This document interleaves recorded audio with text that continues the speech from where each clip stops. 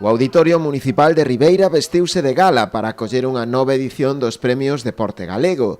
Tras 3 anos sen celebrala a consecuencia da pandemia, a Xunta decidiu retomar este ano esta cerimonia, na que se premiou as persoas e entidades do deporte galego que máis destacaron dende 2019 a 2022.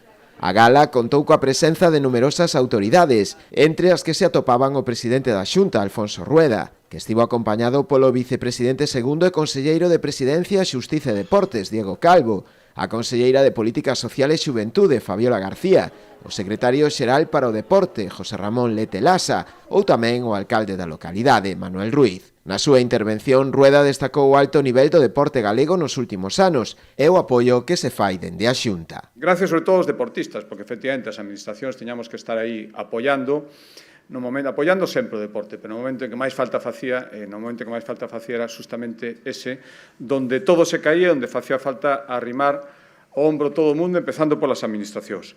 É o que queríamos recoñecer hoxe nestes 18 premios, me parece que foron, que resumen 4 anos de moitísimo esforzo, de moitísima práctica deportiva, ás veces en solitario, ás veces pensando que iba a ser casi o último día, que non se iba a poder volver á vida normal. Nesta edición premiáronse a un total de 22 deportistas e entidades, divididos en 18 categorías.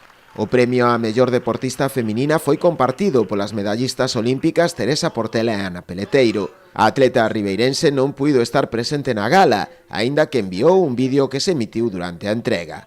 Tampouco estiveron na gala a piragüista Antía Jácome, agraciada como mellor deportista revelación, e o tenista vigués en cadeira de rodas Martín de la Puente, premiado na categoría de discapacidade. Si estiveron o palista Carlos Arévalo, que recibiu o galardón como a mellor deportista na categoría masculina, e a atleta Adiaratou Iglesias, mellor deportista feminina con discapacidade.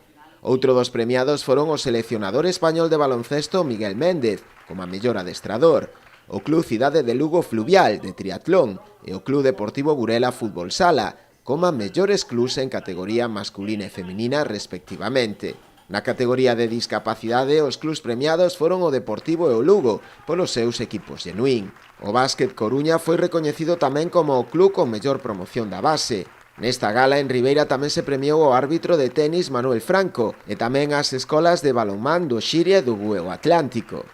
Os mundiais de loita sub-23 e grappling de Pontevedra en 2019 e a Volta Ciclista ao Gran Camiño 2022 tiveron tamén o seu recoñecemento como aos eventos máis destacados, como tamén o tivo o Instituto Manuel García Barros da Estrada como a mellor entidade educativa.